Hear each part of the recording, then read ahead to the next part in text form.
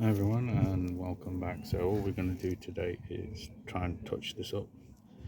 I haven't got the time to have it refurbed, but all we're going to do is touch it up with this gunmetal grey touch-up pen alloy wheel. So you can see what it's like now, but once I apply this we'll see how it looks.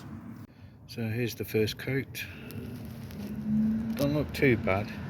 From a distance you can't really tell, but yeah, that's the first coat anyway.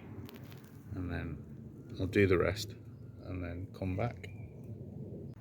So there we have it, quick and simple. Doesn't look too bad. I know it's still there, but from a distance you can't really tell. But doesn't, what can I say, it's not as bad as what it looked like. There's the top bit.